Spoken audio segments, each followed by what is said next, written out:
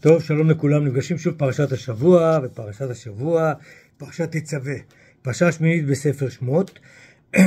ואם אנחנו ככה זוכרים שבשבוע שעבר בפרשת תרומה סיפרנו על הקמת המשכן, שזה למעשה בית מקדש נייד, היה קל לשאת אותו, ולכן הוא היה עשוי מעצי שיטים ומיריות בד, ובתוכו שכנו לוחות הברית, ארון הברית היה שם, מנורת המשכן, בעלת 7 הקנים.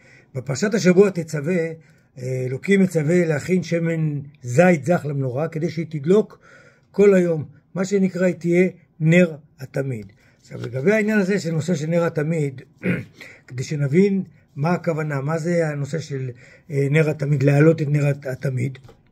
אז יש מסופר איזה סיפור על אדם אחד, הבן איש חי מספר את זה, שאדם אחד ראה בחלומו מדרגות, והוא ראה שהמלך עולה בהם, עולה 500 מדרגות, ועדיין הגיע לאמצע הדרך.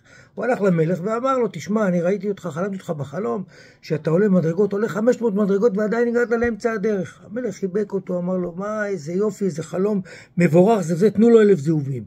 טוב.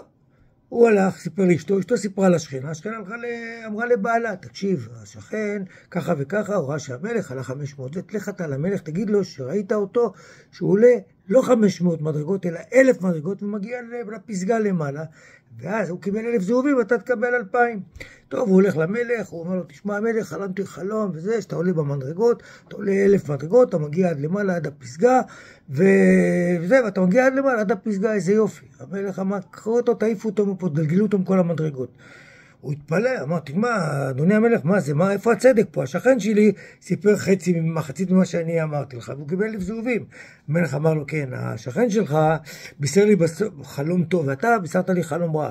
הוא סיפר שהגעתי עד אמצע הדרך, זאת אומרת שיש לי עוד לשאוף, לאן לעלות, עד למעלה. אבל אתה סיפרת שהגעתי לפסגה, משם אין לי כבר לאן לעלות. הדבר היחידי שאני יכול רק ליפול, רק לרדת. אז הוא אוף מפה. טוב, וזה בעניין הזה. עכשיו, אם אנחנו מדברים גם בפרשה, מדברים על הכהנים. הכהנים היו צריכים בני ישראל להלביש אותם בבגדי כהונה מיוחדים, שהם כללו אפוד, חושן, מעיל, כותנת, מגבעת, אבנת ומכנסיים. הם היו צריכים בלבוש שונה מכולם, כי הם התעסקו בקודש. עכשיו, הכהנים נבחרו על ידי בורא עולם, שהוא בחר אותם, שהוא בחר למעשה את אהרון ובניו, שהם יהיו הכהנים הראשונים, והם אלה שאמורים לשרת במשכן, ואחרי זה בבית המקדש העתידי בארץ ישראל, הם אמורים לשרת שם בקודש. עכשיו, למעשה, הכהנים יצאו מאיפה? משבט לוי. והם הצאצאים של אהרון. ועד היום, בבתי כנסת שהם הולכים, אז שיש ברכת הכהנים, הלוויים נלווים אליהם, והלוי רוחץ את הידיים של הכהן לפני שמברכים את כל הקהל הקדוש בברכת הכהנים שאנחנו מתפללים בבית הכנסת. עכשיו, הפרשה פותחת ואומרת, ואתה תצווה את בני ישראל, בלי לציין את שמו של משה. וזוהי הפרשה היחידה, שימו לב, בחומשים שמות ויקרא ובמדבר, ששמו של משה לא מוזכר שמה. במסורת היהודית מסבירים כי משה אחרי חטא העגל אמר לבורא עולם ככה, ואתה אם תישא חטאתם ואם אין, מחן הנה מספרך אשר כתבת. ולכן ברגע שהוא אמר את זה, מחן הנה מספרך, הוא לא מוזכר בפרשה הזאת. עכשיו שימו לב, מעיל הכהנים של בני ישראל היה כולו צבוע בתכלת. עכשיו מה זה תכלת? ועשית את האפוד, מעיל האפוד כליל תכלת. לכן גם על הטליטות, רוב הטליטות שאנחנו מתפללים היום בבתי כנסת, כולם צבועים בצבע תכלת. הקדוש ברוך הוא, אומרים גם, כתוב, יושב ברקיע השביעי על כיסא הכבוד, כולו עטוף בתכלת וארגמן. צבע התכלת אצלנו ביהדות זה סגולה והגנה מפני העין הרע, מפני לשון הרע, שמירה מכל רע. אבותינו בזמנו היו צובעים אפילו את הבתים שלהם בכחול, את הקברים בצבע כחול. חמסה שאנחנו רואים שם, חמסה, יש עליה עין כחולה. אגב, גם לערבים יש חמסה. מה ההבדל בינינו לבינם? החמסה שלנו היא חמסה עומדת. למה? ברכת הכהנים שהם עוברים בברכה, השם וישמרך, עם הידיים למעלה. אצלם, החמסה היא הפוכה. גם יש עין כחולה הפוכה. למה? כי הם מאמינים בשדים ורוחות. וכשהחמסה הפוכה, זה כאילו כמו יאה, מגרש אותם. ואנחנו, החמסה שלנו, היד צריכה להיות למעלה. זה הסגולה להצלחה. עכשיו, התכלת במעיל מזכיר לנו את האדם האדם צריך להסתכל לא על התכלת, לא על הדברים הקטנים. למשל, קחו דף, תעשו באמצע נקודה שחורה, תראו לכל בן אדם, תגידו, מה אתה רואה? יגיד, אני רואה נקודה שחורה. זה נכון, אבל זה טעות, כי זה אחיזת עיניים. כל הרקע הלבן זה רקע טוב, זה דברים טובים. הנקודה השחורה היא נקודה שחורה, מה שנקרא למישהו יש לו כתם שחור. אבל אצלנו לא צריכים לזכור לאדם, איך אנחנו אומרים, את הדברים הטובים לא זוכרים לך, אבל את המעשים הרעים לא שוכחים לך. זאת אומרת, אנחנו לא צריכים להסתכל על האדם, אם הוא עשה דבר, אם כל זמן הוא עשה דברים טובים והכל, זה יעמוד לזכותו, ולא פעם אחת הוא שגה, או שעשה טעות. עכשיו, אתם זוכרים, אתם יודעים גם עוד מעט פורים, בחודש הבא פורים, וכתוב שם בנושא של התכלת, כתוב, שושנת יעקב צהלה ושמחה בראותם יחד תכלת מרדכי. מה זאת אומרת תכלת מרדכי? אתם זוכרים שהיהודים עמדו בכיכר המרכזית ברחוב הראשי, ומרחוק התקרב סוס ומישהו שסוחב אותו. כולם היו בטוחים שעל הסוס יושב המן, ומרדכי סוחב אותו. אבל כתוב שם, שושנת יעקב צהלה ושמחה בראותם יחד תכלת מרדכי.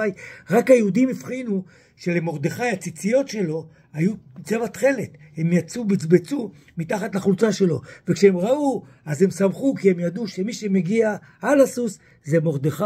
התכלת של הציציות שלו, הם אלה שהסגירו אותו, שזה, וידעו שהמן הוא זה שמושך אותו ולוקח אותו שהוא לוקח אותו ברחוב.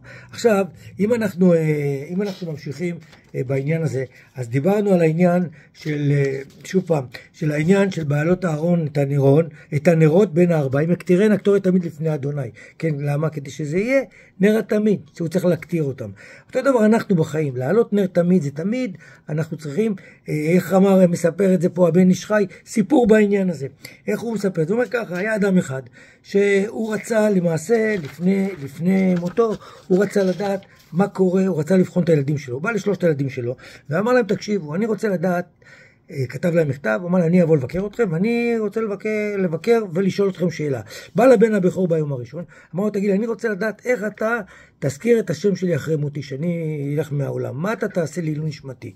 הבן השם עמוק ואמר לו, אבא, מה זאת אומרת? אני אפתח כל אלה אברכים לעילוי נשמתך, אנחנו נתרום לבתי מדרש, וכל הזמן אנחנו נקרא ונזכיר את השם שלך שם.